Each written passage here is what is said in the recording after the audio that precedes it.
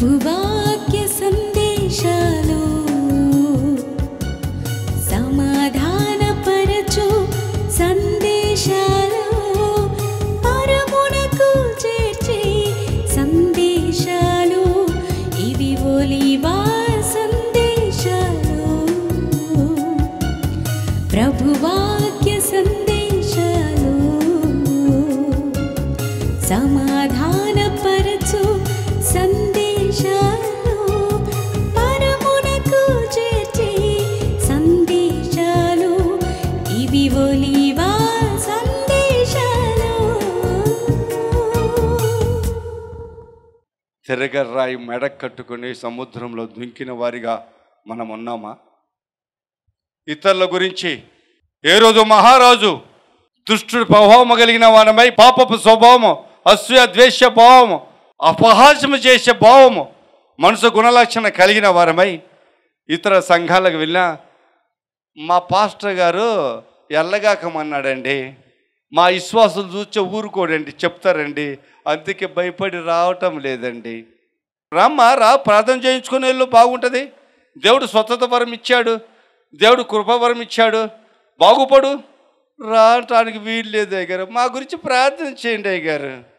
నీ సంఘం దగ్గరికి వెళ్ళు, నీ సంఘ కాపరి దగ్గరే వాడు ఏ గోతులో పడుతుంది. ఇదిగో తెర్రగడ్డ రాయి మేడలు కట్టుకొని సముద్రం దుక్కుతున్నాడే, వానితో పాటు వాడిని చేయి పట్టుకొని నువ్వు దుంకు.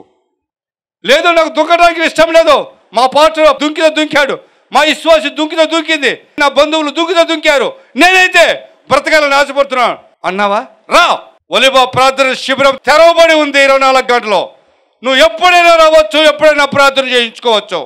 ఇక్కడ మా సహోదరి విజయకుమారి ఉంది, తన సహోదరులు తంబలపాలెంలో ఉంటారు, అక్కడి నుంచి 2 సార్లు 3 సార్లు తీసుకొచ్చింది. రాండి అయ్యగారి దగ్గరికి ప్రార్థన చేపిస్తా, అయ్యగారు ప్రార్థన చేస్తే బాగుపడతాం, అయ్యగారు ప్రార్థన చేస్తే నమ్మకం ఉంది నాకని తీసుకొచ్చింది. ఈరోజు తన కుటుంబం యావత్తు కూడా నడిపిస్తుంది. అటువంటి వారిని చూసి నేర్చుకోండి. ఆమెది ఏ ఊరు తెలుసా? నందివాడ నుంచి ఛార్జీలు పెట్టుకొని వస్తారు. పక్కన కూర్చో మరియమ్మ ఏ ఊరిదో తెలుసా? తట్టివేరు నుంచి వస్తుంది. తన భర్తను కూడా తీసుకొచ్చింది ఈరోజు. ఇలా మనం చెప్పుకుంటూ పోతే దూర ప్రాంతం నుంచి అనేక మంది వస్తున్నారు, అనేక మంది మేలు పొందుతున్నారు. మరి మీరెందుకు పొందరు? భయం. ఎవరికి? ఏ రోజు లాంటి మనసు కలిగిన పాస్టర్ గారికి, ఏ రోజు లాంటి మనసు కలిగిన విశ్వాసులకు, ఏ రోజు లాంటి మనసు కలిగిన సాటి బంధువులకు భయపడుతున్నారు అంటున్నాడు కదా. తెరగడ్డ కట్టుకొని సముద్రం దొంకాను అంటున్నాడు. తెరగడ్డ కట్టుకొని సముద్రం దొంకినవాడు మళ్ళీ ఈగిసి వస్తారా బయటికి? ఇంకన్నిటికి తేలకుండా అందులో ఉన్నటువంటి జలచరాల అన్నిటికీ ఆహారమైండులాగా దేవుడు చెప్పిన ఉపాయం అది. Praise the Lord. వాని దేహము కూడా ఎవరికి పాతి పెట్టడానికి దొరకదు, వాడి మనిషి రూపము ఎవరికి దొరకకుండా ఉంటుందంట. అందుకే తెరగట్టి కట్టుకొని మెడకు తోకరా, నువ్వు మనుషులకు కనపడటానికి కూడా యోగ్యుడివి కాదు, మనుషులు నిన్ను పాతి పెట్టడానికి కూడా నువ్వు పనికిరాని గొప్ప భ్రష్టుడివిరా అన్నట్టున్నాడు. పక్కల మాట వినగాకు, నీకు మెలి చేసి దగ్గరికి వెళ్ళు. Praise the lord. ఎక్కడ దేవుని ఆత్మ ఉంది అక్కడికి వెళ్ళు. ఇదిగో బిడ్డలు అంటున్నారు, మా పేరు రాకపోతే రాకపోయింది, మా పేరు ప్రస్తావించకపోయావు. నా బిడ్డలు క్షేమంగా ఉండాలి, నా బిడ్డలు మంచి విద్యావంతులు కావాలి, నా బిడ్డలు బుద్ధివంతులు కావాలి. వారి పక్షాన నేను నాయన సువార్త డబ్బు ఖర్చు పెడుతున్నాను. వారి పక్షాన సువార్త ప్రకటించిన తర్వాత సమృద్ధిగా భోజనం చేయటానికి శరీర సంబంధ ఆహారం సిద్ధపాటు చేస్తాను. ఒక కుటుంబము సువార్త ప్రకటించడం, ఒక కుటుంబం, 2 కుటుంబాలు మన మధ్యకి ఈరోజు ఇచ్చినాయి. అమ్మో డబ్బులే పాస్టర్ గారికా? ఎక్కడో 10 రూపాయలు పెట్టానండి, కనపడటం లేదంటే 50 రూపాయలు ఉంది కదమ్మా, చర్చిలో 50 రూపాయలు వేస్తానా? అమ్మో 50 రూపాయలే, 10 రూపాయలు పెట్టానమ్మా. ఇది నేను ఎవరిని ఎగతాళి చేయటాలా? దేవుని మీద ప్రేమ, మీకున్న ప్రేమ, దేవుని సువార్త మీద మీకున్న ప్రేమ, అక్కడ భోజనం చేస్తున్న మీ ప్రేమ దేవుడు చూస్తున్నాడు. Praise the lord. ఆలోచన చేయండి ఈరోజు. ఇంకొక మాట ఉంది అయ్యారు, చదువు 7వ వచనం కూడా. లోకమునకు ఎక్కడ ఎవరికి? ఏ బిడ్డ అయితే చిన్న బిడ్డలను దేవుని సన్నిధికి రావటానికి ఆటంకపరుస్తున్నారో అభ్యంతర పెడుతున్నారో వారికి ఈ లోకంలో జీవించినంత కాలం శ్రమే. ఏంటమ్మా బాగున్నావా? ఏం బాగులేండి. అయ్యో ఏమైంది? మా ఆయనకు బాగలేదండి, నాకు బాగుంటాం లేదండి. ఏదో ఒక శ్రమ, ఏదో ఒక బాధ. నేను పలానా దగ్గరికి అయ్యగారి దగ్గరికి వెళ్ళి ప్రార్థన చేసి, ఎక్కడికి వెళ్తావా? ఇక్కడ పాత్రలు లేడా? ఇక్కడ సంఘం కాదా? ఇక్కడ వాక్యం కాదా? ఇనా సచ్చినట్టు ఇక్కడ. సరేలే. నీతో పాటు వాళ్ళకు కూడా శ్రమే. ఆ కుటుంబంలో ఉన్న వారికి శ్రమ, ఆ గ్రామంలో ఉన్న వారికి శ్రమ, ఆ చర్చిలో ఉన్న వారికి శ్రమ, ఆ సంఘంలో ఉన్న వారికి శ్రమ. నేను మాట్లాడటంలా, వాక్యం చెప్తుంది. వాక్యమే. అభ్యంతరపరచబడినటువంటి వారికి శ్రమ, లోకంలో వాళ్ళ జీవితాలలో శ్రమ, వాళ్ళ బ్రతుకులలో శ్రమ, వాళ్ళ గృహాలలో శ్రమ. ఆలోచన చేయి రాజు. చదువునానా?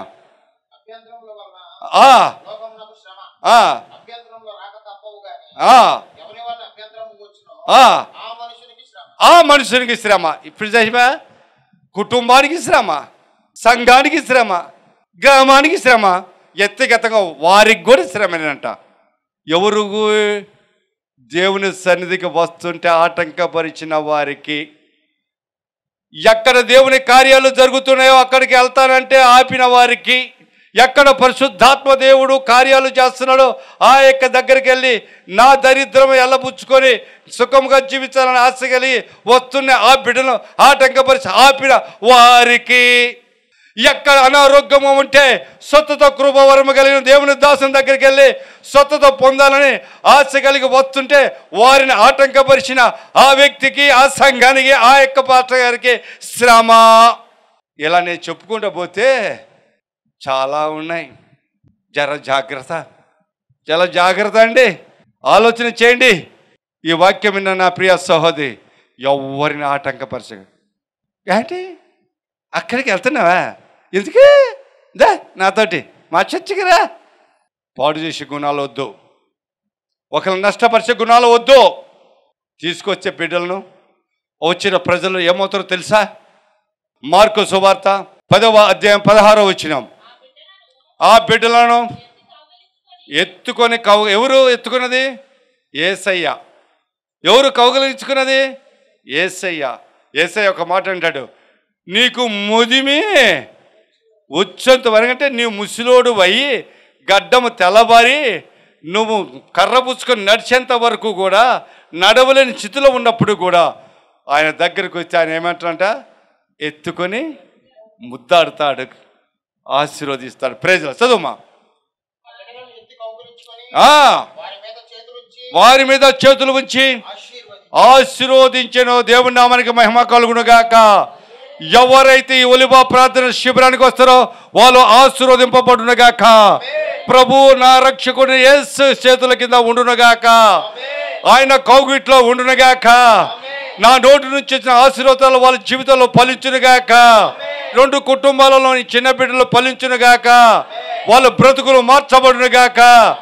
దేవుని దీవెనతోనూ పెద్దల ఆశీర్వాదాలతో వర్ధిల్లునుగాక. నా ప్రియ సహోదరి సహోదర, ఇప్పటి వరకు భోజనం పెట్టిన కుటుంబాన్ని గురించి మాట్లాడాను. సువార్త ప్రకటిస్తే ఏమవుతుందో మనం ఒక్కసారి చూద్దాం. ఎందుకు సువార్త ప్రకటించాలి? సువార్త ప్రకటించిన కుటుంబాలకు ఏమవుతుంది మనం ఒక్కసారి ఆలోచించేద్దాం. మత్తయి సువార్త 3వ అధ్యాయం 1, 2 వచనాలు. ఆ దినములయందు బాప్తిసమిచ్చు యోహాను వచ్చి పరలోక రాజ్యము సమీపించి ఉన్నది, మారు మనసు పొందుడని యూదయ అరణ్యములో ప్రకటించటం అంటే సువార్త ప్రకటించుచున్నాడు. Praise lord. ఏమనంట ప్రకటిస్తున్నాడు? పరలోక రాజ్యము భూమి మీదకి వస్తుంది. నువ్వు ఆ రాజ్యంలో ఉండాలంటే ఇప్పుడు ఉన్న నీ అలవాట్లు మార్చుకో, నీ పద్ధతులు మార్చుకో, నీ క్రియలు మార్చుకో. దేవునికి ఇష్టడుగా జీవించు, పాప క్షమాపణ పొందు. నువ్వు దేవుని రాజ్యంలో చేరతావు. మారు మనసు అంటే అది. మార్పు చెంది జీవించు. పాత జీవితాన్ని వదిలివేసేయి, గత జీవితాన్ని వదిలివేసేయి అని ప్రకటిస్తున్నాడంట బాప్తిస్మం ఇచ్చే యోహాను. చూశావా, సువార్తలో ఉన్న గొప్ప లక్షణం ఏంటంటే ఒక మనిషిని హెచ్చరిస్తున్నాడు, ఒక మనిషిని బాగు చేయడానికి ప్రయత్నం చేస్తుంది సువార్త. ఈ సువార్త, ఈ ప్రకటనల వలన అనేక మంది మార్పు చెందారు, దేవుని రాజ్యంలో ప్రవేశించటానికి అనేక మంది బాగుపడినారు. కనుకే ఆనాటి యూదులు చాలామంది కూడా ఆ యొక్క యోర్దాన ప్రాంతానికి వచ్చి వాళ్ళు ఏం తీసుకున్నారంట, బాప్తిసము పొందారు. వారిలో కొంతమందిని చూసి ఆయన ఒక మాట అంటాడు, 5వ వచనం ముందే,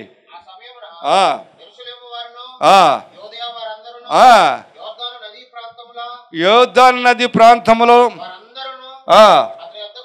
అతని యొద్దకు వచ్చి తన పాపములో ఒప్పుకొనుచు యోర్దాను నదిలో అతడు పరిశీలలోను సద్దుకాయలలో అనేకులు బాప్తిసము పొందుట వచ్చుట చూసి, ఓ సర్ప సంతానమా, రాబోయే ఉగ్రతను తప్పించుకున్నటకు మీకు బుద్ధి ఎవరు చెప్పారు? బా, ఎంత చెప్తున్నాడు, ఎవరయా నీకు బుద్ధి చెప్పింది? మీరందరూ సర్ప సంతానము అంటే అపవాది సంతానము, హేరోదు సంతానము, దుష్టులు మీరు, పాపులు మీరు, అపహాస్యం చేసేవాళ్ళు, ఇతర వాళ్ళని చూసి ఇతర వారికి ఇబ్బంది కలుగజేసేవాళ్ళు, ఇతర వాళ్ళను అభ్యంతరం పెట్టేవారు, సమాజ మందిరంలో హేళన చేసేవారు, సమాజ మందిరంలో మీరు అనేక మందిని మోసం చేసిన వారు, దగా చేసిన వారు, ధర్మశాస్త్రం అంటే ఉన్నారు కానీ అందులో ఉన్న నీతిని ప్రకటించే జ్ఞానము లేని ఓ పాపము జీవితము జీవిస్తున్న చెడ్డ తరము వారులారా అని అర్థం అక్కడ. Praise lord. మీరు రాబోయే ఉగ్రతను, దేవుని యొక్క ఉగ్రతను తప్పించుకోవటానికి ఈ యోర్దాను నదికి వచ్చి నాయన బాప్తిసం తీసుకోండి. ఎవడు తెలిపాడు మీకు? ఎవరు తెలియజేశారు ఈ సత్యాన్ని అని బాప్తిసం ఇచ్చే యోహాను మాట్లాడుతున్నాడు. నిజమేనా ప్రియ సహోదరి సహోదర? ఎంతమందికి రక్షణ సువార్త ప్రకటించబడుతుంది? ఎంతమంది పాప క్షమాపణ పొందారు? ఎంతమంది బాప్తిసం తీసుకున్నారు? ఎంతమంది బాప్తిసం తీసుకున్న తర్వాత కూడా వాళ్ళ పరిస్థితులు మార్చబడినాయా? వారి ఆలోచన విధాలు మార్చబడినాయా? వారి క్రియలు మార్చుకున్నారా? వారి గుణలక్షణాలు మార్చబడినాయా? లేదే. మీరు అనుకుంటున్నాము, మనమందరము ఈనాటి క్రైస్తవ సమాజం అంతా అనుకుంటున్నాము మనము తప్పించుకుంటాము రాకడ సమయంలో ఉగ్రతను. నో, మనం ఉగ్రత నుంచి తప్పించుకొని ఛాన్స్ చేయలేదు. ఎందుకంటే మనము హేరోదు గుణ లక్షణాలు కలిగిన వారము, రక్షణ సువార్త వినటానికి ఆటంకపరిచే వారము. రక్షణ సువార్త విజయ్ కుమార్ గారు ఒలివ ప్రార్థన శిబిరంలో శుక్రవారం ఉపవాస ప్రార్థన కూడిక జరిగిస్తున్నాడు, ఆదివారము ప్రార్థన కూడిక జరిగిస్తున్నారు. మన సంఘం విడిచి వెళ్ళారా? మిమ్మల్ని వెలివేస్తాము, గ్రామాల నుంచి మిమ్మల్ని వెలివేస్తాము, కుటుంబాల నుంచి. నా ఇంట్లో నువ్వు ఉండవు. ఎవరి ఆలోచనలు? దుష్టుని ఆలోచనలు, అపవాది ఆలోచనలు. ఇక ఇటువంటి వారు రక్షణ పొందిన కానీ, బాప్తిసం తీసుకున్నా కానీ వీళ్ళని రక్షిస్తాడా ఎవడన్నా? ఆ తిరగటి రాయే. ఇక అంటే ఆ శ్రమలే, మరి ఏమీ ఉండవు. Praise lord. క్రైస్తవులుగా జీవిస్తూనే ఉంటారు కానీ శ్రమలు తప్ప. ఎంత ప్రార్థన చేసినా శ్రమలు తొలగిపోవు, ఎంత ప్రార్థన చేసినా ఆరోగ్యం బాగుపడదు, ఎంత ప్రార్థన చేసినా అన్ని మందులు తిన్నా ఆరోగ్యం బాగుపడదు. ఎంత వాడుకున్నా కానీ శక్తి రాదు. ఎంత వాడుకున్నా కానీ నేను ఈరోజు బాగున్నానంటే బాగులేను.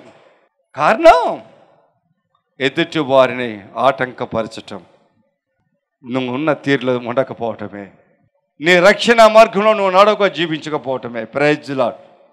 తర్వాత హేరోదు రాజు ఆ యొక్క బాప్తిసం ఇచ్చే యోహాను చెరసాలలో వేశారు. ఆ తర్వాత అయ్యగారు బయలుదేరారు. మత్తయి సువార్త 4వ అధ్యాయం 17వ వచనం. అప్పటి నుండి యేసు అనే మాట ఏంటంటే ఆయన పేరు, అది యేసు. పరలోక రాజ్యము సమీపించు. ఎవరు ప్రకటిస్తున్నారు ఇప్పుడు? బాప్తిసం ఇచ్చే యోహాను ప్రకటించాడు అని సరసాలో వేయబన్నాడు. ఇక రక్షణ సువార్త ప్రకటించే వారు లేరు. మళ్ళీ ఎవరు బయలుదేరారు? యేసు బయలుదేరారు. యేసు అంటున్నాడు, పరలోక రాజ్యము సమీపించి ఉన్నది గనుక మారు మనసు పొందుచు. Praise lord. లూకా సువార్త 4వ అధ్యాయం 18వ వచనం. ప్రభువాత్మ నా మీద ఉన్నది, బీదలకు సువార్త ప్రకటించటానికి ఆయన నన్ను అభిషేకించాను. ఏమి చేశాడంట? సువార్త ప్రకటించడానికి నన్ను ఆయన అభిషేకించి పంపించి ఉన్నాడు భూమి మీద. రైట్, చదువు.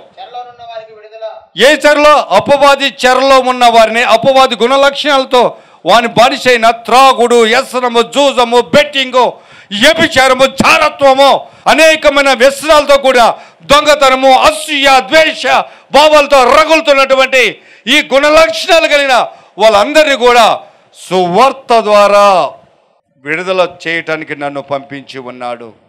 ఇంతకన్నా మంచి సువార్త ఎవడు వినిపిస్తాడు మీకు?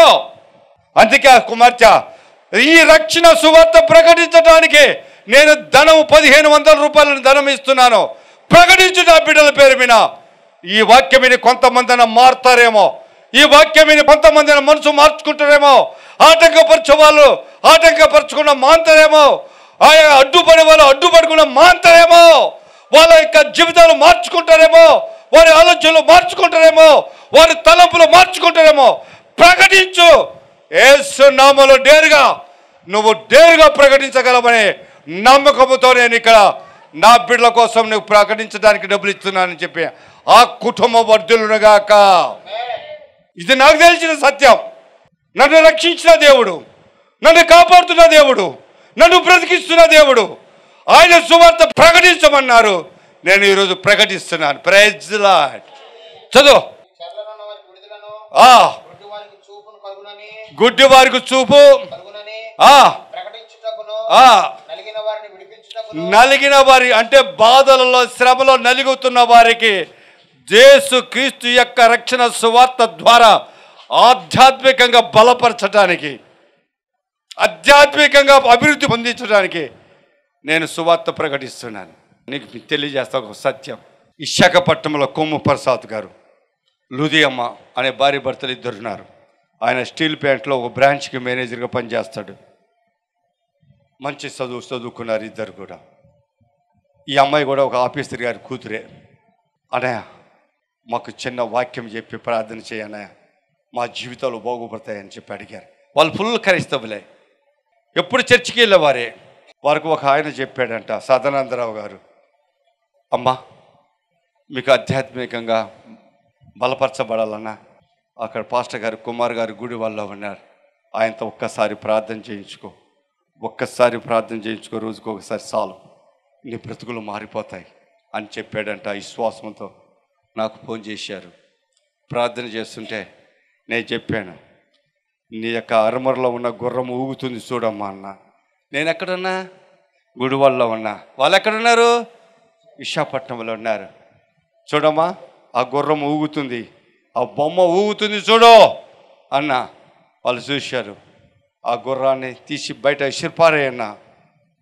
ఆ గుర్రంతో పాటు దుష్టాత్మకత ఆ ఇంట్లో నుంచి పారిపోయింది. చప్పటికో దేవుని మహిమపరచండి. దేవుని నామనికి మహిమ కలుగును గాక. అసలు ఆశ్చర్యపోయింది ఆ అమ్మాయి అయితే. ఆయన ఎక్కడో ఉన్నాడు, ఇక్కడ ఊగుతున్నది, ఇక్కడ ఉన్న చీకటి ఎలా తెలిసిపోయింది?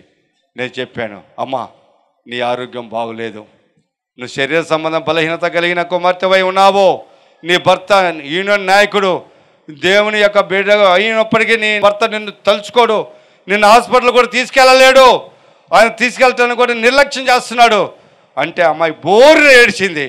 నిజమేనన్నయ్యా, నిజమేనన్నయ్యా, నువ్వు చెప్పిన మన వాస్తవమే. నా భర్త ఆయన డ్యూటీ యూనియన్ నాయకుడిగా ఉన్నాడు, వారు ప్రజల సేల్స్ కోసమే తిరుగుతూ ఉంటారు రాత్రి పగలు.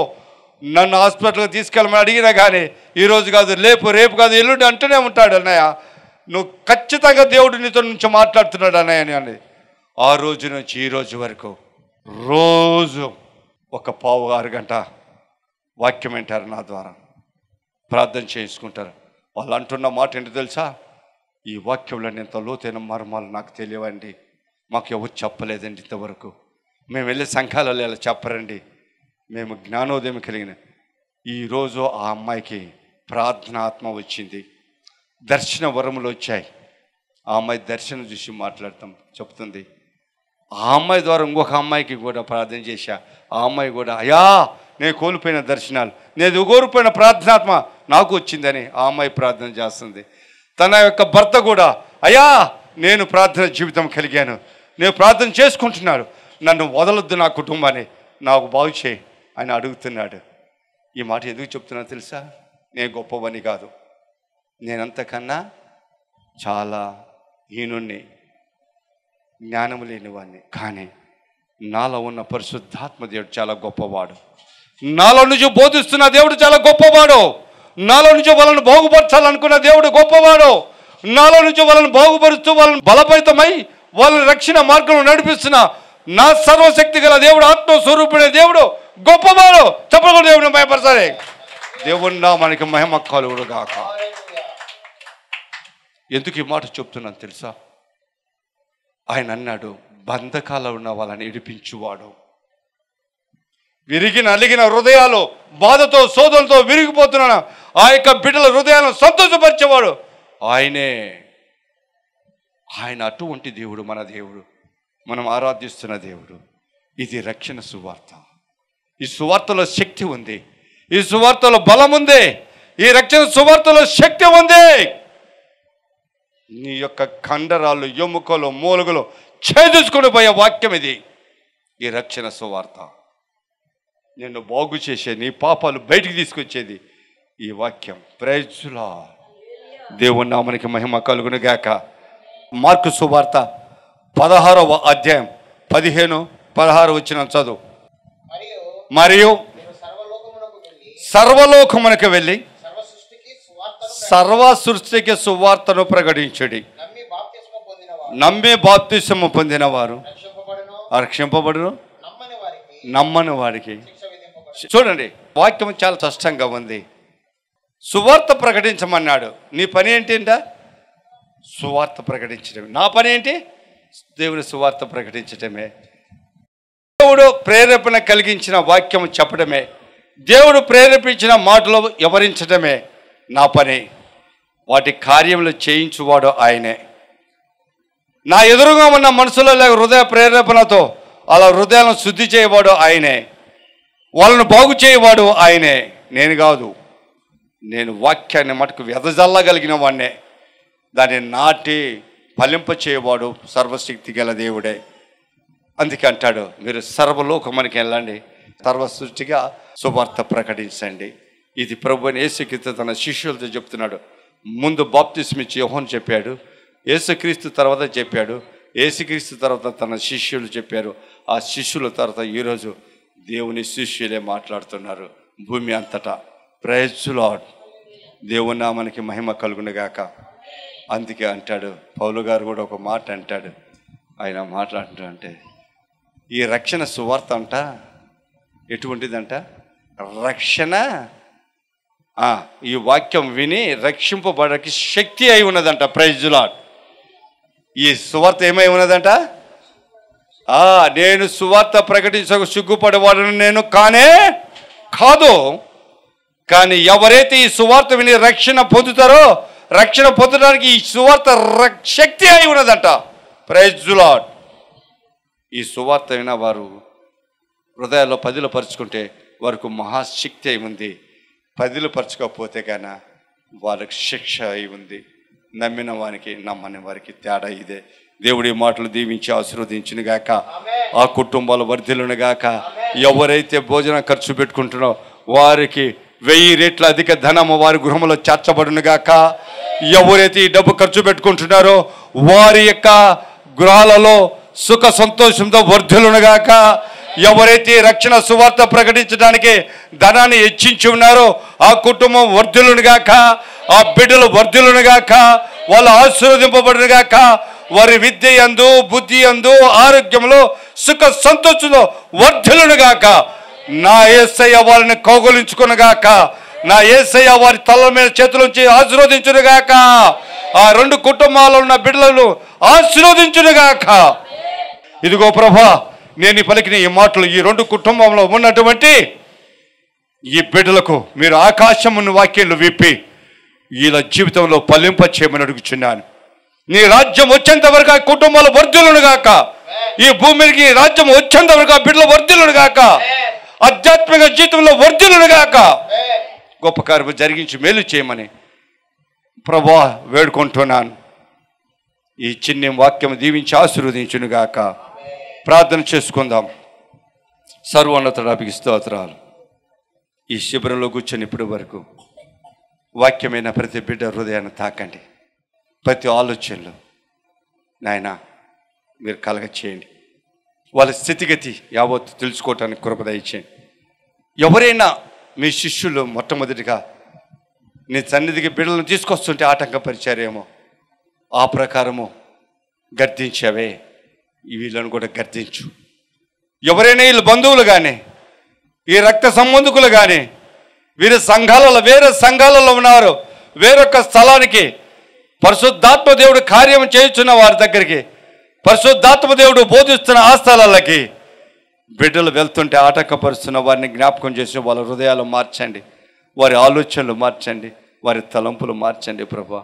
ఏ రోజు గుణలక్షణాలు తీసివేయండి ప్రభా. దుష్టుల ఆలోచన ప్రకారం నడవక, పాపులు వెళ్ళు మార్గంలో నిలవక, అపహాస్యము చేయ వారి మధ్యలో కూర్చుండక జాగ్రత్త పడులాగా కృపద ఇచ్చేయండి. ఇటు గుణలక్షణాలు ఏరోది అపవాది ప్రభా, అటువంటి మనసు ఇళ్లలో ఎవరికి లేకుండా చేయండి. ఉంటే తీసివేయమని అడుగుతున్నాను. ప్రతి ఒక్కరిని ప్రోత్సహించేలాగా, ఎవరిని ఆటంకపరచుకోకుండా ఉండేలాగా కృపద ఇచ్చేయమని ఈ టీవీ ఛానల్ ఎదురుగా కూర్చుని వర్తమానం వింటున్న బిడ్డలందరికీ కూడా ఈ వాక్యము వారి హృదయంలో నాటబడిలాగా వారికి మంచి ఫలితం అనుగ్రహించమని ఈ చిన్న ప్రార్థన మీ పాసన చేసుకుని ప్రతిఫలం దయచేయమని, ఇదిగో ఈ బిడ్డలు ఈ రెండు కుటుంబాలలో ఉన్న చిన్న బిడ్డలకు మంచి భవిష్యత్తు అనుగ్రహించమని మా ప్రభు ప్రియ కుమారుని యేసు నామములో అడిగి వేడుకొంచున్నాను పరమ తండ్రి. ఆమేన్, ఆమేన్. నేను ఒకరోజు ఆ పిల్ల నా కూతురు హాస్పిటల్కి వెళ్తే ఆమెలో తేడా ఉందని చెప్పారు. అయ్యగారు సాక్షి పుస్తకం చదివి ఆయన నెంబర్ తీసుకుని నేను ఒకరోజు వచ్చే ఇక్కడ బేతలంతా తిరిగా. అయ్యగారు అడ్రస్ దొరకపోతే మా పైన గర్భంతో ఉంది మొట్టమొదట. ఆమెను అక్కడ కూర్చోబెట్టి ఓకి ఏడుతున్నా. అయ్యగారు నెంబరు చెయ్యమ్మంటే సరే ఇప్పుడు పొద్దుగుపోయింది కదా వెళ్ళిపోదాంలేనని వెళ్ళి మళ్ళీ నెంబర్ ద్వారా ఫోన్ చేసి అయ్యగారి దగ్గరికి వచ్చారు. అయ్యగారు నేను పలానా చోట నుంచి ఉంటానమ్మా, మీరు నన్ను చూసి రండి అని అన్నారు. రెండో రోజు దొరికారు. వచ్చాము కుమార్తె అప్పుడు గర్భంతో ఉంది. అయితే అయ్యగారు ప్రార్థన చేశాడు. అన్నీ నార్మల్ రిపోర్ట్లే వచ్చినాయి. కాకపోతే బిడ్డకి తేడా ఉందన్నారు. తేడా ఉందంటే అయ్యగారు ప్రార్థన చేశాడు, ఏం కాదురే గమ్మనని. అయినా తేడా ఉండా పాప చనిపోయినప్పటికైనా నా పట్ల దేవుడు ఎంతో ఇక్కడికి వచ్చి నాకు ఎన్నో మేళ్ళు చేశాడు. నా కుమార్తె పట్ల మా పట్ల ఎన్నో శోధనలు ఎన్నో బాధలు వచ్చినప్పటికైనా వచ్చి నేను ప్రార్థన చేసుకుని అయ్యగారితో ప్రార్థన చేయించుకుని వెళ్ళేదాన్ని. అయినా నాకు నా బతుకులు చాలా మేళ్ళు చేశాడు దేవుడు. నా కుమార్తె పట్ల చాలా మేళ్ళు చేశారు. ఆ బిడ్డ చనిపోయినాక మళ్ళీ ఇప్పుడు కుమారుడిని ఇచ్చాడు దేవుడు. అయ్యగారు ఎప్పుడు ప్రార్థన చేస్తూనే ఉంటారు మా కోసం. నేను ఎప్పుడు ఎన్నో బాధల మూలాన రాలేకపోతున్నాను. ఆమెకి మళ్ళీ గర్భఫలం వచ్చి ఆపరేషన్ అయినాక రాలేక నేను హాస్పిటల్లో నుండి అక్కడి నుంచి ఆమె దగ్గర పరిచర్య చేస్తా ఆమె దగ్గర ఉన్నాను. మా అమ్మ పడిపోతే ఆమె దగ్గర ఉన్నాను. చాలా ఇట్ట ఆటంకాలు జరిగినాయి, రాలేకపోయాను. ఎన్ని శోధనలు వచ్చినప్పటికైనా కానీ దేవుడు నన్ను అపాయానికి అప్పగించుకోకుండా నన్ను క్షేమముగా నా బిడ్డల్ని ఎంతగానో క్షేమంగా కాపాడుతున్నారు. అయ్యగారు ఎప్పుడు ఫోన్లో ప్రార్థన చేయించుకుంటాం. ఆయన కృపను బట్టి మాకు చాలా మేళ్ళు జరిగినాయి. ఇప్పుడు నా కుమార్తెకి కుమారుని ఇచ్చాడు దేవుడు. క్షేమంగా ఉండం. అందుకే ఇస్తున్న సాక్ష్యం దేవుడు దీవించాడు. ఎల్లమూరు గ్రామం, ఈమె పేరు కాటూరి విజయ కుమారి. ఏడ్చుకుంటూ ఈ యొక్క శిబిరానికి వచ్చింది. ఎలా వచ్చిందంటే ఒక పుస్తకం రాశా మొట్టమొదటిగా దేవుడు చేసిన మహిమ కార్యాలని. ఆ పుస్తకం చదివింది. ఆ పుస్తకం పంచినప్పుడు ఆ పుస్తకం ఈమె ఒక మీటింగ్లోనో ఎక్కడో పాస్టర్ గారి ద్వారా పొందింది. చదివి అక్కడి నుంచి ఫోన్ చేసి, ఈయన మంచి పాస్టర్ గారు, మంచి దైవజనుడిలాగా ఉన్నాడు, దేవుడు ఈయనకు చాలా మేలు చేశాడు, నేను కూడా ఈయన దగ్గరికి వెళ్తే మేలు జరుగుతుందనే ఆశతో వచ్చింది. ఒక రోజంతా ఎతికిందంట. ఇంద్రనగర్ కాలనీ, పేతోలు, పెద్దపేట, చిన్నపేట, అడ్రస్ దొరకల, వెళ్ళిపోయింది. తర్వాత రెండో రోజు నాకు ఫోన్ చేస్తే మీరు పలానా చోట దిగండి, పలానా చోట నేను నిల్చొని ఉంటాను రండి అంటే వచ్చారు. ఏంటమ్మా నీ సమస్య అంటే ఇది అని సమస్య చెప్పింది. నీ కూతురు నువ్వు రాండి శిబిరంలోకి అండి పిలిచాను.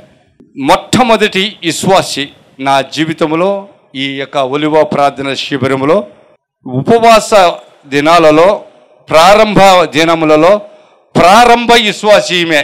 ప్రైజ్లా చప్పట్లు దేవుని మహిమపరచండి.